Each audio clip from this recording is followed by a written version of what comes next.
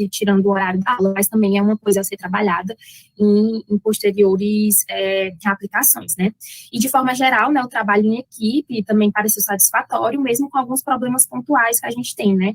Alguns alunos relataram que a atividade ela foi satisfatória, exatamente, mesmo sendo mais trabalhosa por ser em equipe, né? Porque conseguia dividir. Em outras equipes, a gente teve de alguns membros, que é uma coisa que a gente comumente encontra em trabalhos em equipe, assim, de forma geral, graduação, né? Então, essas foram as principais considerações. E é isso. Obrigada. Gente, eu peço até desculpa, tá vendo uma obra aqui perto da minha casa, então um barulho um pouco, se vocês estão ouvindo, mas é bem forte. Obrigada a Vanessa, obrigada a Érica, sua coautora, né, Érica?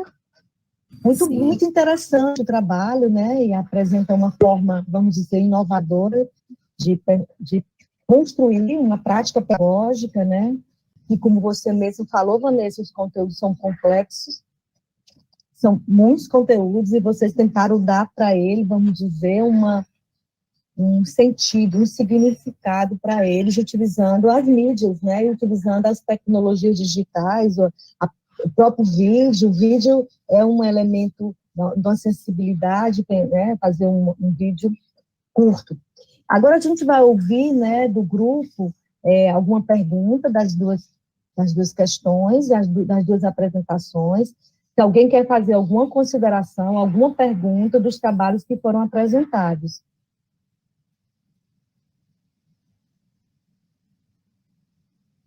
Pronto, Carolina, pode perguntar. Olá, bom dia a todo mundo.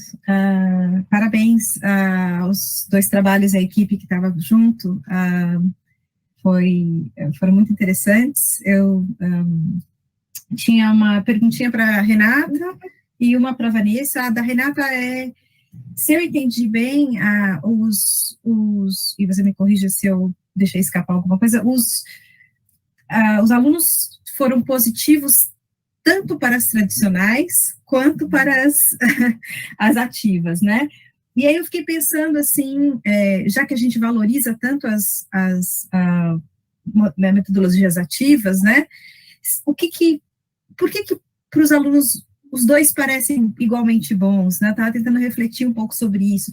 Eu fico pensando, porque que me parece, e aí eu estou falando da minha experiência em sala de aula, né, que os alunos vêm da escola com uma expectativa mais tradicional sobre o que eles vão encontrar, uma coisa de passar conhecimento de um lado para o outro, né? E eu fiquei pensando se talvez, e aí você me fala como foi a experiência de vocês, e eu sinto que falta isso nas minhas aulas, explicitar para os alunos o ganho que é para eles essas metodologias, se tornar mais independente, porque isso é bom para eles, como isso, se você acha que teve um momento para falar dessas coisas, do porquê que seria interessante para eles esse movimento. Então essa era a pergunta que eu queria fazer para você. Para a Vanessa, na verdade, é mais uma curiosidade, assim, eu achei curiosa essa coisa que você começa dizendo, é um conhecimento muito abstrato, né? Então, vamos fazer uma animação. É como se fosse tornar concreto algo abstrato, dar formas, cores, né? E eu fico pensando que muito do que a gente ouve sobre esse tema, assim como leiga, né? Porque eu sou da letras, parece que tudo é uma batalha, uma guerra. Então, é como se você colocasse personagens. Então, eu fiquei pensando se essa não é uma estratégia já de tornar enfim, perdão o seu trabalho, mas é uma curiosidade da minha cabeça. Obrigada, gente, parabéns. Alguém mais quer acrescentar, professora Carolina, uma pergunta? Eu queria reforçar a relação à Nata e à Vilma, essa questão que a Carolina coloca, né, dessa, vamos dizer, das respostas serem quase, assim, positivas, tanto para o profissional como para para metodologias ativas, mas, assim, a gente pensa também que a nossa prática discente, ela foi tradicional. Então, vamos dizer, essa resposta positiva, é um tipo de ensino, né? Então, em que um ensino que se constitui lá, né? Gente, desculpe, aqui é porque eu estou em carro enorme aqui. Eu só vou fazer alguns comentários. Então, eu só queria colocar sobre isso e apontar esse dado, que para mim é um dado que revela o que nós somos. Nosso ensino é tradicional, a gente aprendeu a ser tradicional, a gente replica essa ação tradicional. Então, para ele é excelente isso, porque eu só sei fazer isso. Mas, ao mesmo tempo, Renata e Vilma, a gente perceber a insistência, a busca de outras formas, também eles gostam, né? Dá significado. E se a gente consegue romper com essa cultura tradicional, a gente, com certeza, vai ter vamos dizer, as respostas vão começar a ser reduzidas com relação a ensino tradicional, né? Também tem algumas coisas que é interessante ser uma aula expositiva, né? Tem outras coisas que pode ser uma aprendizagem mais ativa. Então, é bem interessante esse dado, assim, valioso, viu, Vanessa? Pena que não está sendo gravado, porque essas apresentações devem ser compartilhadas com a gente, porque o resumo não diz isso da apresentação e se diz de uma forma mais explícita. E a Vanessa e a Érica, assim, é igual assim, eu sou pedagoga e a gente ensina nossas crianças dos 5 a 6 anos, a gente trabalha do tradicional, da concretude para a abstração. Vocês estão fazendo ao contrário, da abstração para a concretude, né? Então, a gente fica até pensando, né? Porque no ensino superior, segundo Piaget, o conhecimento já é abstrato, você não precisaria dar a forma, a concretude, né? E vocês estão fazendo isso. A gente tem até que repensar como é que a biologia, como é que isso acontece nos outros anos. Se a gente tivesse no ensino fundamental, no médio, dado elementos para que no ensino superior a gente não precise utilizar dessa abstração, dessa concretude, a gente poderia ter realmente ensino de maior qualidade. Então, assim, fico muito feliz e eu queria só reforçar essas questões. Como a universidade, então, eu como universidade, pode chegar à escola da educação básica apresentando, professora Érica e Vanessa, elementos para que os nossos alunos não precisam fazer o elemento da concretude no ensino universitário, mas sim já fazer o ensino de ciências acontecer na educação básica. A gente precisa chegar na educação básica para que nós chegamos no nosso Vanessa, não precisar utilizar esses elementos para esse estudo. Essa é a minha visão. Como é que vocês veem isso? E com relação a Renata e a Vilma, como vocês veem os meninos, como vocês viram esses resultados de umas, vamos dizer, tão comparativos e tão próximos à escola tradicional? Como é que vocês se sentiram? Como é que vocês viram? Como é que vocês avaliaram? Vocês entenderam as minhas perguntas? Certo. Renata, você quer falar primeiro? Aí eu continuo. Sim, respondendo primeiro à professora Carolina, isso? Eu entendi o que ela questionou, comentou, no seguinte: existe uma proximidade muito grande das respostas dos discentes em relação às metodologias. A tradicional, em que foi a formação da, basicamente, todos os nossos docentes, e que os discentes se ingressaram na universidade dessa forma, né? Para eles é uma forma mais fácil de receber a informação. Acho que por isso que eles avaliaram tão bem e até melhor, né, naquela escala que a gente colocou de Likert, em relação às metodologias ativas. Embora eles também tenham aceito as metodologias, e eu acho que o que nos ajudou a isso, respondendo, acho que alguma pergunta, como é que a gente viu a visão deles em relação a isso, foi a fase da era tecnológica que estamos e que o conhecimento está muito fácil para eles conseguirem, né? A pesquisa está muito fácil nessa era tecnológica, então facilitou a eles aceitarem isso, embora seja muito mais bem avaliada a outra metodologia, né, a tradicional. Eu não sei se eu consegui responder a pergunta da professora Carolina. Em relação à professora Adriana, o que é que eu vi nos alunos? Como eu disse, eles têm uma certa... não teve um momento em que a gente conseguiu explicitar para eles, literalmente, a vantagem desse método em relação ao outro. mas a gente tentou inserir essa instrutoria, ela foi inserida no intuito de que, como vai haver uma mudança curricular na odontologia, que a professora vai falar melhor do que eu, uma redução da carga horária, então se pensou nessa instrutoria no intuito de quê? De fazer com que o aluno buscasse fora de sala de aula o conhecimento, e aí foi por isso foram escolhidas as didáticas de metodologia ativa, não só naquela hora que vai se reduzir em 50% a carga horária, eles buscassem fora isso. Então, como a odontologia é uma ciência que trata muito com problemas, né, em casos clínicos, de resolução, de prescrição, que é a disciplina de farmacologia, então, isso para eles também foi bem aceito nesse sentido, eles estão se sentindo dentro de uma clínica já, resolvendo problemas até muitos deles reais, que são trazidos para eles, e ainda em forma de aprendizado, entendeu?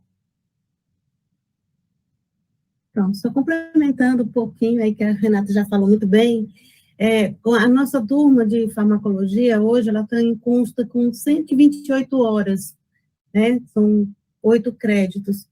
Com a mudança prevista aí que o MEC indicou, onde a gente vai ter que gerar mais carga livre para o aluno, carga livre dando currículo de verdade, né, porque eles participam de PIBIC, participam de monitoria, dizendo que tem 12, 16 horas livres, quanto que, na verdade, eles não têm, né?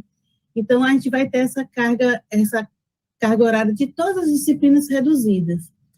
Bom, a preocupação minha maior é que, como a farmacologia é uma disciplina extremamente importante para formar o futuro prescritor, médico ou dentista, né? No caso aqui, a gente está falando da odonto, então, acredito que essa deficiência de carga horária vai gerar alguma deficiência lá na frente. A gente vai lançar no mercado de trabalho um profissional que vai prescrever, né? Então, ele sabendo bem ou não, ele vai acabar prescrevendo. Então, a nossa preocupação é fazer com que esse nosso aluno, que está muito acostumado, né, a ter tudo pronto, né, saber se aquele conteúdo cai ou não na prova, que é uma coisa assim bem...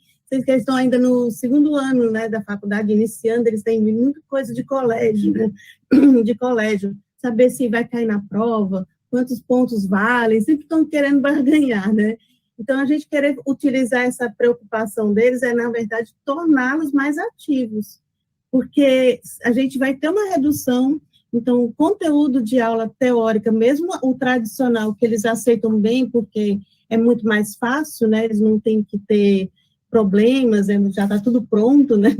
Já está bem mais fácil. Quando eles vão ter a aceitar a questão também das didáticas, a gente tomou muito cuidado para dosar, para não ficar muito cansativo.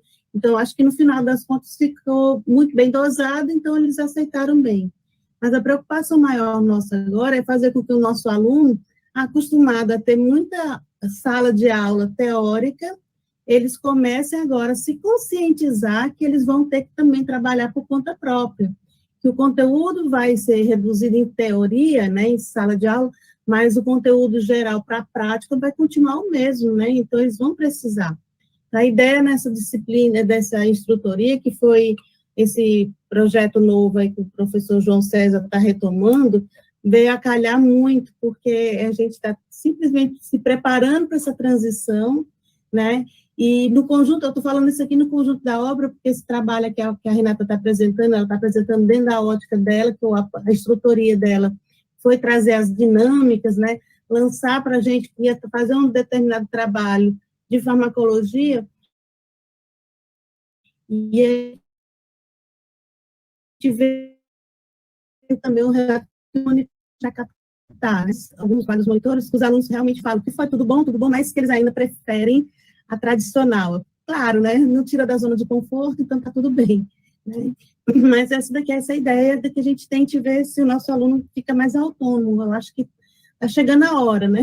O protagonismo, né, professora Vilma? Ser do nosso discente. Olha, o Renato, ele está pedindo para a gente ler, ele bota assim, complementando a Renata, o Renato Reis, ele está com problema no áudio. Rafael, desculpa. A metodologia tradicional já deixa os alunos em uma posição de zona de conforto. Sou da equipe da Renata na instrutoria. A professora Érica levantou a mão, por favor, professora. Era para falar dessa parte do tradicional. Na disciplina, depois eu sou avaliada. E aí tem sempre alunos que colocam naquela parte aberta, assim, tem aqueles que me elogiam porque eu trago metodologias ativas, e tem sempre um que diz, é horrível, ela usa metodologias ativas. E eu não deixo de dar aula tradicional. E eu digo para eles claramente, olha, o mais fácil para mim é estar aqui com o slide e falando para vocês. Eu fui treinada e preparada para essa situação. As coisas já saem, eu falo, gesticulo, que vocês estão me vendo aqui gesticulando também, e não, se deixarem, não paro. E aí, trazer para eles essa mudança, eles pensam, não é fácil, nem para a gente, para pensar, né, em como trabalhar. Então, quando vem, por exemplo, a Ariane foi um presente desse ano no retorno do presencial, ela tem escolhido a minha disciplina para fazer o estágio de docência do PPG-CIS, e aí, inclusive, ela não disse, mas ela no segundo semestre já não estava na disciplina e foi aplicar novamente para que a gente tenha mais resultado até para enviar para publicação. E com isso a gente já tem 8 vídeos para ajudar numa etapa que é mais difícil. E aí vem a parte do abstrato e do concreto. Professora Adriana, meus filhos estudam no Oliveira Lima. Então, eu acompanho toda a parte do intuitivo, e daí chegar até o concreto e depois para o abstrato. Eles saem para ir para o ensino médio, teoricamente, com a situação de fazer as ligações e tudo a partir do contato que eles têm com o abstrato. Mas chego na universidade, então tem um que entrou na engenharia agora e se deparou que vem da escola, né, onde ele tem coordenadores e tudo como pais e mães, fazendo tudo assim por eles, e respondendo em escola particular também, que ainda as respostas é para eles e por eles, aí chega na universidade, é tudo diferente, para ir na engenharia de telecomunicações, e se vê na situação, e a gente diz, bem-vindo ao mundo real, bem-vindo à vida, a vida é assim, aí chega para falar dos nossos colegas, e a gente diz assim, está correto, você tem que buscar atrás, não correr atrás dos conteúdos, também estudar, não existe uma fórmula melhor do que a estudar. E aí, essa parte do tradicional, eu acho que a metodologia ativa, ela vem a complementar muito e a fazer com que o estudante perceba o quanto ele tem que ser autor, né, e construtor da sua história, de buscar o conhecimento, né? Mas para isso é preciso, como o Rafael diz aí, é se deparar com a zona de conforto, que a gente, como professor, eles acham que é assim, vem a sala de aula invertida, não quer dar aula, né? Na realidade é o contrário, porque é dando esta aula de uma forma que eles possam aprender de forma mais significativa. Então, vem isso, eu acho que é na formação da gente, é na formação na educação básica, também são poucos os que têm a possibilidade de ter esse trabalho com metodologia de projeto e com essa situação em que eles são ativos. Aí, acho que com isso eu respondo também um pouco o que me foi feito de pergunta, né, do concreto abstrato. Sim, com certeza. Então, a gente tem que pensar que esse protagonismo do aluno tem que começar da educação infantil até a universidade, um desenvolvimento, né, que faça o nosso aluno ser autônomo. Essa autonomia deve ser construída, né? É uma construção. Por isso que eles chegam na universidade, como o Piaget fala, heterônomos, né? Sem ter autonomia nem moral, nem cognitiva, né? E a gente tem toda essa dificuldade. Vamos dar continuidade, né, com o próximo trabalho, do Vinícius Façanha Câmara de Souza, da professora, com a orientadora da professora Carolina Lindenberg Lemos, partir da análise para a teoria, relato de experiência, docente de uma turma de semiótica discursiva na graduação. Então, vamos ao Vinícius Façanha. Bom dia, pessoal. Tudo dando para me ouvir direitinho? Sim, né? Vinícius. Vou projetar aqui o slide, só um instante.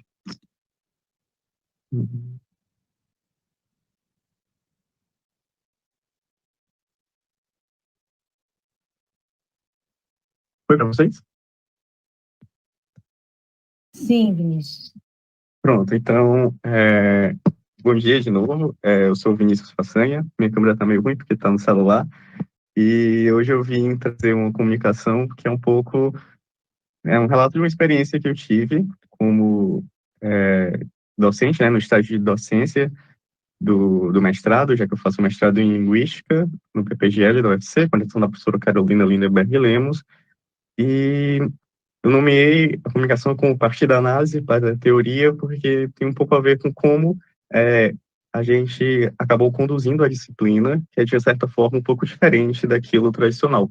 E é interessante, talvez, o meu relato, um pouco não tanto com dados, números, mas de um ponto de vista também não da professora em si, da disciplina, mas de alguém que esteve na mesma universidade nesses três espaços, né? Tanto do aluno, que foi ensinado nessa abordagem talvez mais tradicional dessa cadeira, do monitor na graduação, que reproduziu esse tipo de ensino, e agora, como estagiário, vivenciando essa outra forma um pouco mais diferente.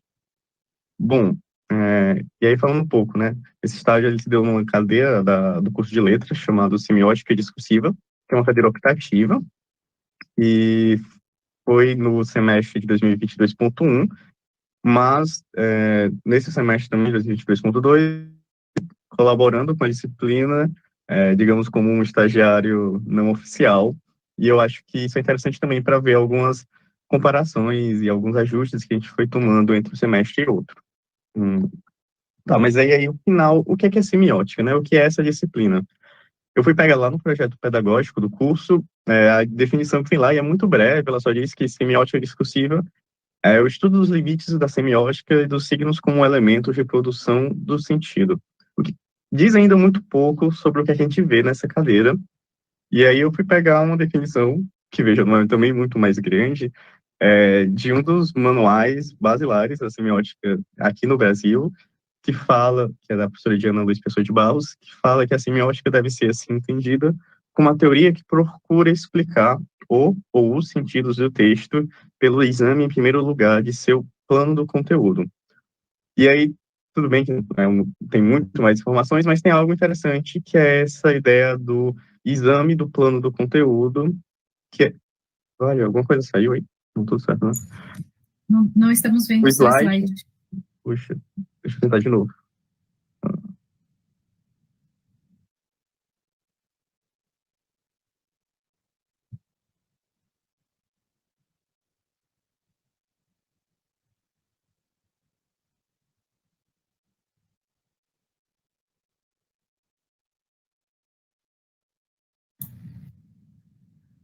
Vini, você quer me mandar os slides e eu transmito para você? Posso mandar, só um instante, gente.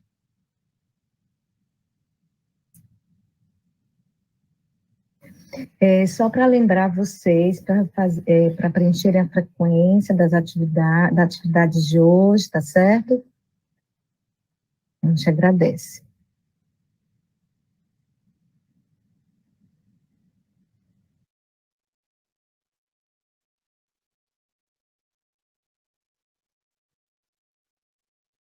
Eu te mandei pelo Telegram, tá certo?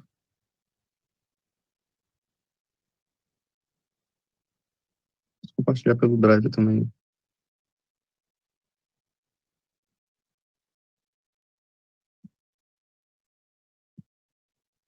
Certo, já vou fazer. Bem. Uhum.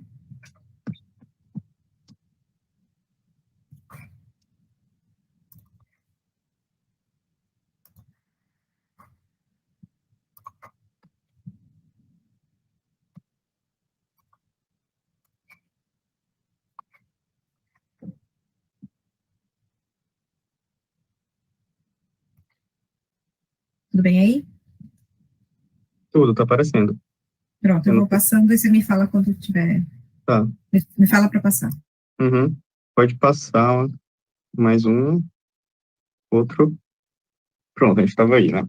E aí é que a gente pegar desse ponto da semiótica como esse exame do plano do conteúdo. E aí a gente se baseia muito nos manuais, você pode passar, Carol, por favor, em uma mesma forma de expor esse exame, né, essa análise do plano do conteúdo, né? Esses são alguns dos principais manuais que a gente utiliza normalmente nas disciplinas para abordar, para ensinar a teoria, e todos partem de um mesmo modelo, né, que é primeiramente apresentar, passa, Carol, por favor, que é apresentar o percurso do sentido, né, que é esse mecanismo, né, esse conjunto de categorias de análise e também de uma forma de pensar como a linguagem se forma. E a gente, normalmente, nesses manuais apresentam esses diferentes níveis, né, já que o percurso interativo é formado de 3 níveis, cada um tem um componente semântico, um componente de sintaxe, e aí a gente vai percorrendo esses níveis que vão de um nível mais complexo e concreto, que é o nível discursivo, até chegar no nível mais da produção de dado, que é esse nível fundamental, passando por um nível intermediário, que é o nível narrativo. Também dá para fazer o percurso contrário, né, partindo do fundamental e indo até o discursivo, isso depende tanto da análise e tal, mas também de como a cadeira é guiada e tal, mas normalmente é isso que acontece, a gente parte desse arcabouço teórico, vai vendo todas as categorias, e aí vai aos poucos exemplificando com pequenas análises, tanto nos manuais quanto na disciplina, como é que essas categorias podem ser verificadas nos textos, né, que de alguma forma demonstra o poder heurístico, né, da disciplina, como ela consegue analisar, mas parece em alguma medida algo bem mecânico, né, alguma coisa de reprodução. E aí, passa, Carol, por favor.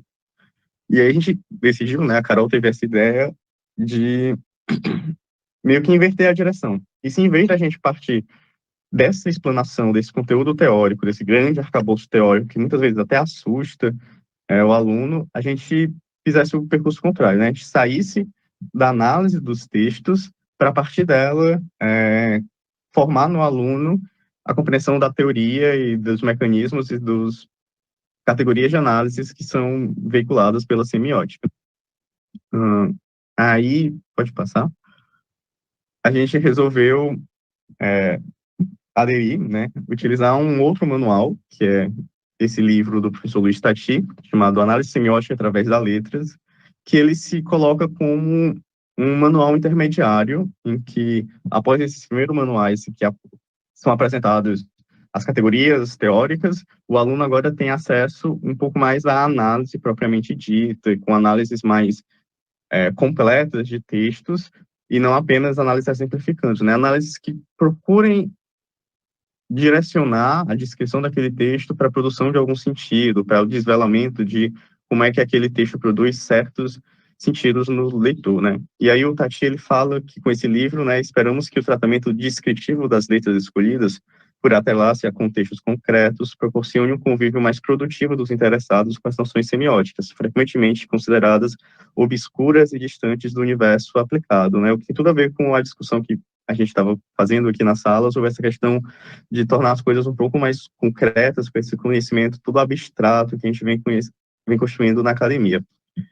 E isso tem tudo a ver com a semiótica, né? Porque apesar de ter esse seu viés teórico de entender como é que é produzido o sentido, a significação, ela é também, em boa parte, uma disciplina que se propõe aplicada, de analisar como é que os textos e discursos se constroem no mundo, e eu acho que é sobretudo isso que a disciplina quer passar para os alunos, né? Munir eles de uma competência para analisar qualquer texto que apareça neles. Passa, por favor. E aí, brevemente, um plano de como é que foi esse curso primeiro, né? A gente começou com a aula introdutória, que a gente apresentava a disciplina, a semiótica, e brevemente o percurso gerativo, né? Aqueles 3 níveis e cada uma das categorias que estão alocadas em cada um deles, como é que funciona e tal, mas sem adentrar profundamente em como é que essas categorias funcionam, como é que a gente analisa com elas, para deixar isso sendo depurado a partir das análises. Né? A partir disso, o semestre ele decorreu basicamente numa alternância, pelo menos a gente tenta muito fazer isso, entre uma aula a partir de um capítulo do Taixin, que ele apresenta uma análise de uma letra de uma canção, uma análise já feita, já bonitinha, já com direção e tal, e depois uma análise de um objeto ou outro, de diferentes tipos de texto, desde publicidade, a vídeo, a foto, a texto literário, por aí vai, em que a ideia era fazer com que os alunos, nessas aulas, se reunissem em grupo e tentassem fazer a análise daqueles objetos eles mesmos, com auxílio meu e da Carolina durante a aula, para no final todo mundo juntar e produzir uma análise coletiva e daí ver como é que funcionam os as categorias, né? Se a gente pegava as categorias apresentadas nessa primeira aula, teve o capítulo do livro, e no segundo a gente tentava que os alunos aplicassem elas na análise deles. Depois a gente teve uma avaliação, que foi primeiro individual, na verdade foi por último individual, mas é uma prova escrita em que os alunos teriam que responder questões de análise de pequenos textos decorrentes de cada um dessas categorias e tal, e eu vejo muito mais essa prova como uma aferição da competência de descrição do que propriamente da análise, né? A análise fica muito mais pelos seminários em equipes em que os alunos eram completamente livres para escolher um texto e apresentar uma análise com ela que proporcionasse um direcionamento, né? Que tentasse desvelar alguma coisa. Passa para mim, Carol, por favor. E aí, alguns ganhos que eu percebo, né, dessa abordagem, né? Primeiro que, acima de tudo, ela coloca em relevo a capacidade analítica da semiótica, que, como eu falei, pelo menos para mim, eu acho que é o que é mais relevante na cadeira da graduação, que é mostrar como a semiótica serve para analisar diferentes tipos de textos em profundidade, diferentes tipos de discurso, e munir o aluno de capacidade para fazer isso, seja o aluno que vai continuar em pesquisa, seja o aluno que vai para o ensino básico, já que a gente está na licenciatura, né? Outra parte interessante é que a gente parte de impressões ingênuas do aluno, né? A aula sempre começa com a professora apresentando o texto e perguntando a eles o que é que naquele texto chama a atenção a eles, o que é que o texto faz eles sentir, para depois, coletivamente, tentar descrever aquele texto, linkando e mostrando como essas impressões que a gente tem no dia a dia, lendo os textos e absorvendo eles, são formadas pelas estratégias discursivas e textuais a partir da descrição. E é isso, né? A gente está menos tentando fazer uma decopagem, colocar os textos dentro dos quadradinhos da teoria e mais mostrando como a teoria serve a propósito do que a gente encara na realidade cotidiana com os textos, né? E, de certa forma, isso incentivou também o protagonismo e a prática dos alunos, já que a gente tentava sempre fazer com que eles estivessem atuando na sala, na discussão, na análise, e era uma aula muito dialogal e muito menos expositiva. E, como eu disse, a gente teve uma grande exploração de variedade de textos, tanto por parte da gente, quanto por parte dos alunos nos seminários deles. Eles foram, sei lá, desde novela, texto político, a texto literário. E, sobretudo, a nossa tentativa de construir essa análise direcionada, que não é apenas uma reprodução da teoria. Mais um para frente. E aqui eu trouxe algumas pequenas dificuldades ou apontamentos. Primeiro tem essa fotinho de um seminário que foi sobre uma cena da novela Pantanal, e isso é algo interessante também, que somos coisas bem diferentes e cotidianas. Mas falando das dificuldades, né? Primeiro que tanto eu senti, como depois, nos momentos finais da disciplina, com esse feedback dos alunos, né, que tem uma certa dispersão, primeiro na definição de cada um dos níveis, de como é que eles se integram e tal, numa parte teórica, e tanto que eles falam no começo que começar a disciplina foi um pouco assim, ficaram meio perdidos, já que eles não tinham esse aparato dessa aula teórica expositiva no começo, e demoraram um pouquinho para irem se adaptando a esse tipo de aula e a captarem as categorias e tal. Outra coisa foi que reclamaram, né, no feedback, que nem todas as canções do livro funcionavam, né? Algumas eram um pouco antigas para eles e eles não conseguiam ter esse impacto com elas. E eu senti, acho que o Carol também, eu conversei com ela sobre havia a possibilidade de ter mais práticas de escrita, né? Porque as nossas aulas eram muito dialogais e tal, eles praticavam a análise, mas eles tiveram apenas um exercício de colocar a mão na massa e escrever uma análise antes da avaliação, né? E era possível, a gente pensava, ter mais oportunidades para isso. Passa para mim, por favor.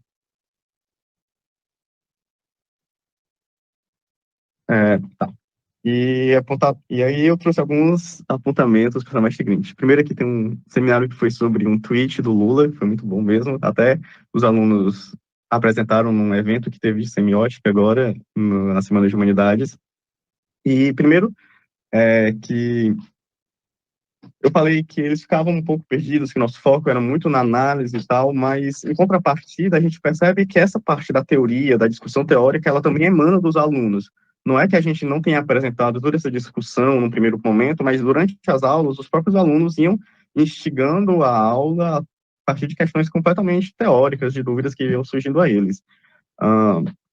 E aí, no semestre seguinte, a gente tentou fazer uma organização mais detida, mais separada, unindo todos os textos que fossem tratar de uma mesma categoria no mesmo momento. E depois a gente passava para outros que fossem tratar de outro momento. Né, também aumentou a quantidade de objetos analisados da diversidade, né, a gente reduziu o número de capítulos do TETI, trouxe outros objetos que a gente foi analisando realmente durante a aula, e fazendo isso, né, a gente foi inserindo mais exercícios de análise. Em vez de ter uma avaliação escrita final, a gente foi fazendo a proposta de 4 exercícios de análise, e aí o aluno poderia escolher 2 desses exercícios para comporem a primeira nota da avaliação dele. Então, a cada final desse núcleo, desse módulo da disciplina, né, que a gente apresentava um grupo de categorias, a gente tinha uma avaliação para tentar averiguar o aprendizado dessa modalidade, né, desse módulo da disciplina, e aos poucos eles iam também praticando as análises deles. Acho que tem mais um slide, que são minhas referências, mas o próximo, que é só para eu agradecer, a gente falar como foi uma experiência engrandecedora para mim, eu que sou muito afeito à pesquisa, à teoria também, mas principalmente ao ensino, a prática está passando para os alunos, e o estágio de docência é uma oportunidade ótima para isso, para eu estar aprendendo sobre dar aula, aprendi muito com a professora Carolina, e também uma oportunidade de estar conectando alunos da pós com os alunos da graduação e estar fortalecendo a pesquisa na semiótica e na letra, de modo geral. Obrigado, gente. Obrigada, Vinícius, professora Carolina, excelente trabalho. Tu vais, né, Vinícius, desde o início da apresentação, refletindo sobre os conteúdos, sobre as práticas, de ser docente, de se fazer docente, e ter um tutor, uma pessoa que possa lhe ajudar, como a Carolina, é fundamental, né? É assim que a gente aprende a ser professor praticando, vendo práticas inovadoras, também na nossa formação inicial, mas muito interessante. Eu quero dizer para você que a sua apresentação, ela vem desde o início. Eu botei aqui, você vai refletindo sobre o ser professor, quando você avalia o material, quando você avalia o plano, o que é a ementa daquele conteúdo, muito bem. Então, a gente vai deixar as perguntas para o segundo momento. Vamos agora para a segunda apresentação desse bloco, que será com a Lília Glória, né, com a professora Érica, coleções biológicas didáticas na formação de futuros professores de biologia. Então, vamos agora escutar e assistir a apresentação, né, da Lília e com a orientadora Érica, que está presente.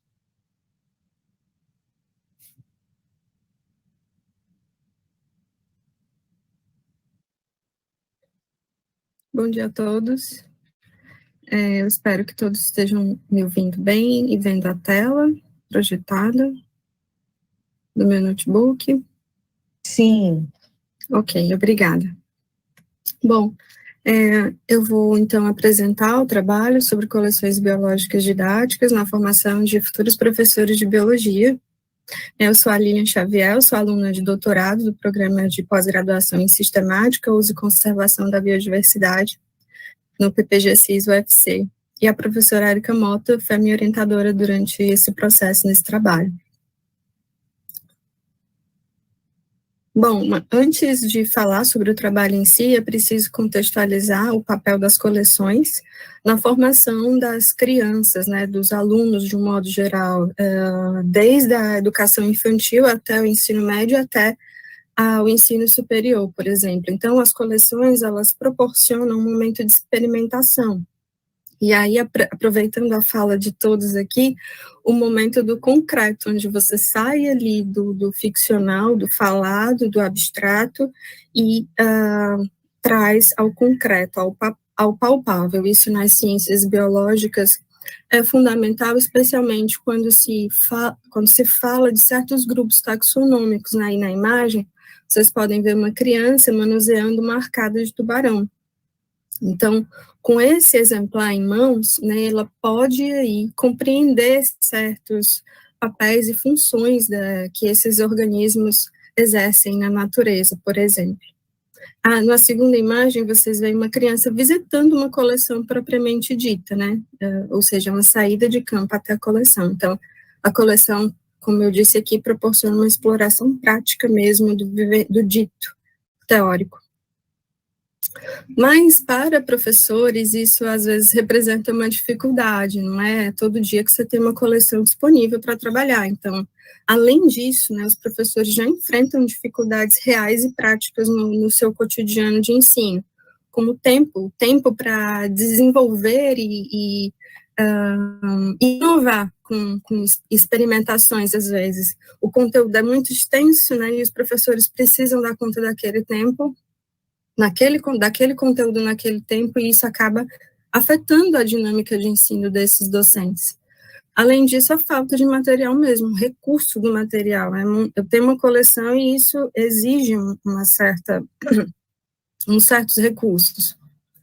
E o conhecimento especializado, né? Para manusear coleções, é necessário conhecer um pouco sobre o que fazer, como armazenar aquele material, né? Como manusear propriamente dito. Então, esses 3 pilares, de certa forma, das dificuldades, né, para o manuseio. Então, foi pensando nisso, no papel das coleções, e nessas dificuldades é que a disciplina, né, de instrumentalização para o ensino de ciências, que é uma disciplina ministrada durante a licenciatura no curso de ciências biológicas, no 3º semestre, onde eles experimentam literalmente a prática docente a partir de conhecimento de técnicas, aplicação de projetos, metodologias, inclusive as ativas, né? E aí foi nesse laboratório que eu pensei, então, em aplicar a possibilidade, então, da formação e do provimento desse conhecimento para estudantes de licenciatura do curso de Ciências Biológicas, para que eles pudessem, enfim, a partir da sua prática docente, aplicar isso tudo aprendido no ensino de ciências, na educação básica. E aí os objetivos específicos, eles vão conversar com aquelas dificuldades que foram apontadas ali, né, no início. Então, capacitar eles para desenvolver os projetos de montagem, né, como eu monto uma coleção, como eu parto do zero para iniciar uma coleção. Propor o uso da coleção na estratégia de ensino mesmo, como eu uso ela a partir de uma prática de ensino, qual seria, né, os métodos possíveis. E, além disso, burlar também em relação à dificuldade do material, ou seja, se eu não tenho material disponível, não tenho os recursos, como eu poderia, então, romper isso usando materiais alternativos, assim, para que eu pudesse, ainda assim, proporcionar essas vivências que uma coleção didática científica proporciona.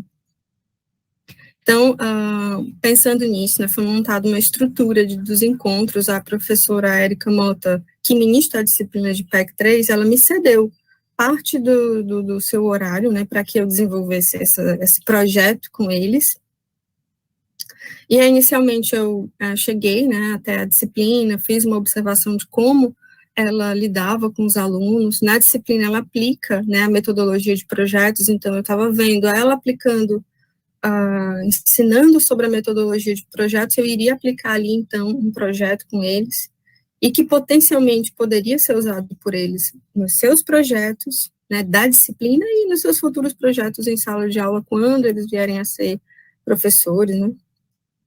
E aí eu dividi mais ou menos assim, pensando em encontros teóricos, né, foram mais ou menos 2 encontros teóricos, assim, de conversa mesmo, slide propriamente dito, mas esses slides, essas conversas, elas eram dialogadas a todo momento, então havia pausa a todo momento, eles podiam interromper a todo instante, fazer perguntas, e nessa etapa, né, eu mostrava vídeos, eu entrava com discussões, com perguntas reflexivas sobre o tema. Uma aula de campo, né, onde eu consegui levá-los até uma coleção científica e mostrar como uma coleção se estruturava, se montava, se organizava.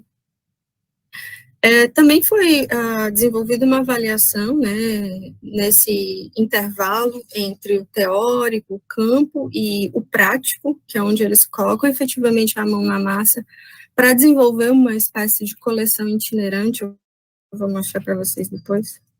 E aí, esse último momento se resumiu em 2 encontros aqui. Em média, as horas-aula eram, assim, 50 minutos, né? Às vezes, eu usava, então, 2 horas, a depender da proposta aqui. Então, o encontro 1, ele era um momento em que eu pude apresentar o projeto para eles, né? Falar o que eu ia fazer, por quê, qual era a importância daquilo, né? Quais eram as diferenças, e o que era uma coleção científica até então. Nesse primeiro encontro, né, até o 3º, eu fui conhecendo mais a turma e compreendendo as demandas. Então, eu tinha projetado uma coisa e eu fui ajustando aquilo a partir das demandas que eu fui percebendo da turma. Então, eu tentei trazer esses vídeos para que eles pudessem experimentar minimamente, através, ao menos, da observação prática ali, como se manuseava um exemplar, como se fazia para preservar esse exemplar. E aí eu usei, né, eu passei vídeos sobre técnicas mesmo de conservação e preservação de exemplares e diferentes tipos de coleção. E era um momento de muito engajamento, né, era um momento em que eles ficavam, dá para ver um pouquinho até pelos rostos deles, assim, um olhar atento nesse sentido. O segundo encontro foi aquele que eu mencionei para vocês, de visitação. Eles foram numa coleção científica que fica lá na UFC, no Laboratório de Evolução e Conservação de Vertebrados Marinhos, que armazena 3 coleções, uma coleção zoológica em via úmida, que é esses potes que vocês estão vendo aqui, tá? E uma coleção mastozoológica, na sua maioria, e aí o que é esse mastozoológico, né? São mamíferos, de um modo geral, né? Terrestres. Tem mamíferos marinhos também, tem ossos de baleia, tem um golfinho preso no teto, assim. Então, eles ficaram completamente maravilhados. E cada técnica dessa aqui, de conservação e preservação desses exemplares, individualmente, foi apontada aqui, foi discutida em sala de aula e nesse momento de vivência. Então, eles puderam ver a teoria e puderam vivenciar aqui minimamente a prática. E sempre me interrompendo e conversando, fazendo uma conversa mesmo. Nesse momento, a turma foi dividida em 3 grupos para facilitar essa logística, essa caminhada com eles até o local. O terceiro encontro, então, foi para discutir com eles as possibilidades, então, de aplicar, né, certo, esses conhecimentos adquiridos numa aula prática, né, numa aula de ciências na educação básica. Então, eu trouxe artigos, já haviam sido publicados, do uso de coleções científicas, tanto na educação básica como no ensino superior de um modo geral, para que eles pudessem perceber, certo, como essas atividades poderiam ser feitas. E aí, com eles, eu fui conversando sobre os temas, por exemplo, em que eles poderiam abordar, especialmente até entrando um pouquinho nessa questão da BNCCA. Vocês vão ver lá, tem um determinado assunto, isso poderia ser colocado, a coleção poderia vir aqui para complementar de que modo, então. Nesse momento também, eu trouxe alguns elementos práticos para a sala de aula. Então, aqui na imagem, tem um grupinho de modelos de pássaros em biscuit, que foi confeccionado por mim e outro colega, né, que também está aqui no trabalho, que ajuda na recepção do trabalho. E aí eu passei mesmo na mão de cada um deles, onde eles puderam ver, por exemplo, se na ausência de um exemplar biológico, né, preservado, eles poderiam optar por ferramentas alternativas, construindo, de repente, esses modelos. Até com sucatas, né, usando material reciclável, fazendo isso em conjunto, em colaboração com os alunos, não só eles confeccionando para levar para a sala de aula, mas eles fazendo isso em colaboração a todo momento com os alunos. E, justamente, e aí, burlando essa dificuldade que seria, né, de manter e idealizar e manter uma coleção didática científica, né. E aí teve um momento de parada, né, de reflexão sobre o que estava sendo visto até aquele momento. Então, eu fiz uma pequena avaliação para perceber se eles estavam, né, sentindo a proposta, como eles estavam percebendo, se aquilo estava trazendo, de fato, alguma satisfação mesmo, né, e se eles estavam se sentindo engajados naquela aula e tudo mais. Então, e até mesmo para conhecer a possibilidade de eles aplicarem esse projeto efetivamente no futuro, na vida deles como docente. Então, eu fiz perguntas fechadas, fiz perguntas abertas, onde eu poderia ouvi-los também, as suas sugestões, as suas críticas, né, aquilo que havia encantado eles de fato. Eu usei a escala de Likert para conseguir perceber um pouquinho do qualitativo e do quantitativo, ela te proporciona isso, e na aberta, eu consegui efetivamente ouvi-los.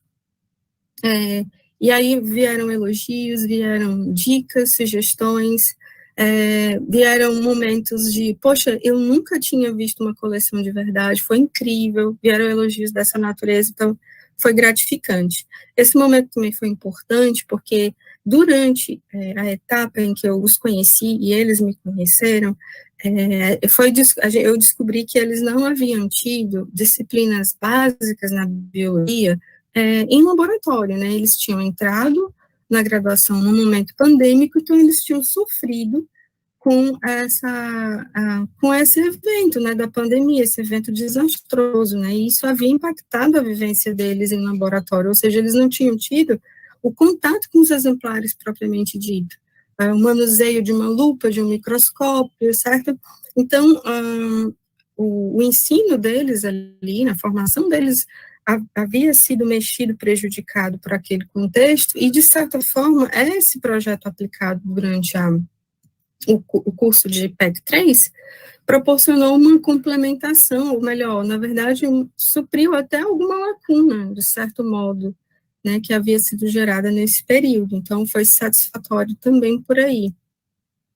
E aí, esse segundo bloco de momentos foi seguido mais com atividades práticas, onde eles efetivamente iriam construir, né, e aí eu pensei na possibilidade deles construírem um guia didático para eles mesmos, assim, aos moldes de um scrapbook. Então, eles iam confeccionar um instrumento para que eles pudessem, um roteiro, para que eles pudessem, mais na frente na sua vida docente, seguir esse roteiro e puderem aplicar esse projeto efetivamente em sala de aula. Então, no momento de aula, eu dividi os alunos em grupos, né, onde eles iam trabalhar as coleções por tema, né, coleção zoológica, botânica, paleontológica, e ali eles iam se reunir. Eu também forneci material, artigos, a professora Érica me ajudou em todo esse processo, levou cartolina, enfim, e ali a gente levou, né, elementos para que eles pudessem montar aquele scrapbook. E isso foi roteirizado, para que eles pudessem seguir a etapa da confecção desse scrapbook. Então, tem um roteiro que foi impresso, também entregue para os grupos, para que eles pudessem entender como é que isso iria ser estruturado. Aqui é um pouquinho das imagens que mostram eles montando esse documento, né, esse e-book, scrapbook. Então, divididos em grupos, as mesas ficavam ajustadas, assim, e eles podiam conversar e dialogar a todo momento, trocar informações entre eles. Esse daí é um recorte de como ficou o guia, né? Depois que eles produziram um trabalho, eu digitalizei e enviei para a turma, através da professora Érica, que disponibilizou para eles, né? Então, efetivamente, se tornou um material deles. E aí vocês estão vendo, né, a capa, foi uma aluna que se disponibilizou a realizar essa capa. Novamente, depois seguindo aqui para a coleção botânica, mostrando como funcionaria a conservação do material, depois a conservação do material zoológico, e, por fim, o paleontológico. E os conteúdos aqui eram tirados mesmo das interpretações, das lidas, né, deles nos artigos que foram cedidos e discutidos também em sala de aula no momento anterior. E aí teve um último momento, que foi uma oficina de montagem de uma coleção em via úmida e seca, né. Nesse momento, o trabalho sofreu uma expansão, né, aqui até alunos mesmo do curso de bacharelado aderiram a esse momento, foi um momento prático, onde eles puderam vivenciar as etapas de confecção do material, das etiquetas, da rotulagem, da identificação dos exemplares, né, como faz a identificação, a partir dos caracteres que são vistos, e como preserva e o que naquele meio, né. Então, e esse momento foi conversado também a todo momento, eles que faziam tudo, eu só ali dava os ajustes, né, fazia a conversa com eles. E eu queria agradecer, né, aos encontros universitários, finalizar aqui a minha apresentação, ao encontro de docência no ensino superior, a turma de IPEC 3, que me recebeu muito bem, muito acolhedora, né, muito respeitosa com o meu trabalho, e eu também fui muito respeitosa com eles, então, sou grata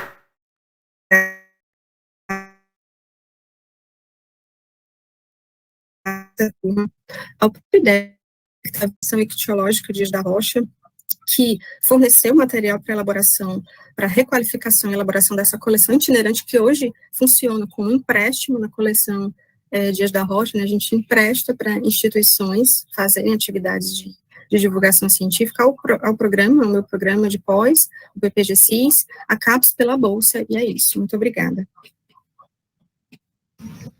Muito bom. Lília, professora Érica. Vamos às nossas perguntas sobre as apresentações, né, do Vinícius, da Lília, para os seus professores orientadores, Carolina e Érica.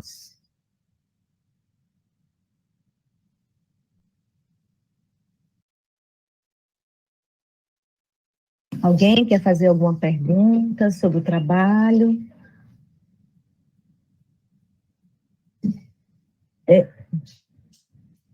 Bem, eu vou começar, né? O Vinícius e a Lília, né, que é as informações, né, se constituir professor por meio do estado de docência, né?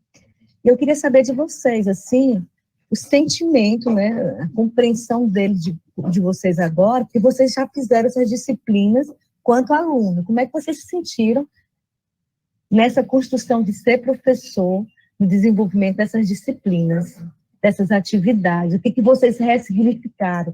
O que vocês vamos dizer, reaprenderam com esse trabalho? Essa é a minha pergunta. Agora sendo professor, não sendo mais aluno. Quer falar, Vinícius? Posso falar? Pode começar. Obrigada. Eu aprendi especialmente, né, a respeitar a diversidade ali das demandas em sala de aula, assim. Eu havia construído um planejamento anterior, e aí, percebendo as demandas internas em sala de aula, eu adaptei esse planejamento para atender essas demandas. Então, assim, nunca ficar engessado, sabe? Eu acho que o professor, assim como qualquer outro profissional, né, mas especialmente da área da educação, não deveria se engessar ali num formato, numa abordagem, até mesmo num conteúdo ali, para atender às demandas, para respeitar a diversidade de interesse, né, de conhecimento dos alunos, os diferentes conhecimentos, procurar, então, a partir disso, né, ouvir esses alunos, especialmente, saber o que eles estão dizendo e por quê, e poder trazê-los para a colaboração, né, pedindo que eles possam ali opinar através das suas próprias ideias e sugestões, e isso juntando ali com as nossas, né, formando um trabalho conjunto. Então, o que eu mais aprendi durante essa atividade da IPEC 3, ali, especialmente com a professora Érica, que me recebeu muito bem, me deixou livre com as minhas ideias, assim, isso foi muito, muito importante para mim, porque eu ia pensando, ia criando, e os alunos juntos ali, a professora Érica regendo, mas com liberdade, né, nos deixando fazer, então, e aí eu internalizei isso, então, reger com liberdade, né, deixar os alunos nos guiarem também, porque eles têm como fazer isso. Então, foi essa a minha experiência principal, assim, de ganho. Eu acho que, para começar, também vi muito isso sobre não estar engessado e tal, somente como foram abordagens diferentes, a de quando eu fui aluno e agora de quando eu estava sendo estagiário, né? Mas, principalmente, a questão de participar de todo o processo do ensino, sabe? Ver as partes que a gente não visualiza quando a gente está só lá na sala de aula como aluno, né? A parte de estar planejando o plano de curso, de estar fazendo a avaliação, de correção, de estar repensando as aulas a partir de cada uma das aulas e planejando a próxima aula pelo feedback dos alunos. Acho que foi muito engrandecedor isso, ver isso na prática. E acho que como pessoa da letras, assim, eu acho que alguém que fica sempre analisando o sentido, eu analisava pequenas coisas na prática docente da Carolina e no meu estar lá, como, por exemplo, sair do espaço da frente do birô e ir para o meio dos alunos, então, sentar na cadeira e ficar conversando com eles como se fosse um deles, várias pequenas coisas que vão construindo significados para mudar esse direcionamento um pouco mais engessado que a gente vinha tendo e tem em muitas cadeiras.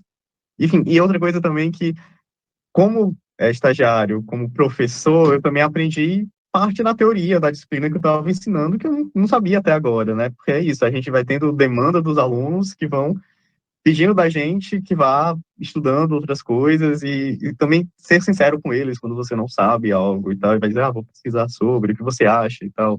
Enfim, a gente continua aprendendo sempre, né? Acho que é isso. Alguém mais quer perguntar sobre as práticas dos meninos, a experiência do estágio do Vinícius, da Lilian? As professoras querem fazer alguma consideração? As professoras? Bem, eu estou satisfeita, acho que é isso mesmo. O trabalho dos meninos é um trabalho de reflexão sobre as práticas dele de estágio, estão de parabéns. A gente vai finalizar a nossa sessão, né? De sessão 6, agradecendo a todos a presença, que no próximo ano estejam presentes. Eu quero agradecer às orientadoras que estão aqui desde o início, ao lado dos seus, vamos dizer, dos seus tutores, ensinando. Diga, Vinícius. Onde é que está a presença mesmo, para assinar? Eu não vi aqui, me perdi no chat. Se derem para mandar de novo.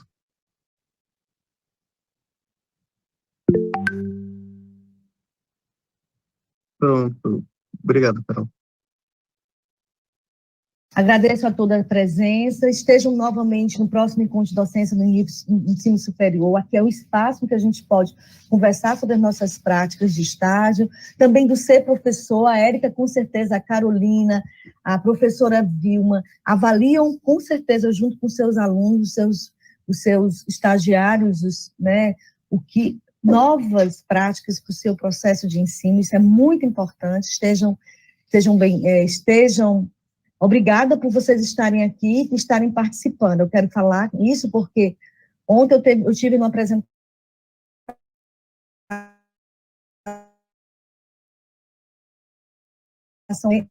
da coordenante, assim, não tem nenhum orientador aqui, então é importante vocês estarem aqui, vocês são autores dos trabalhos, portanto, e também dessas práticas.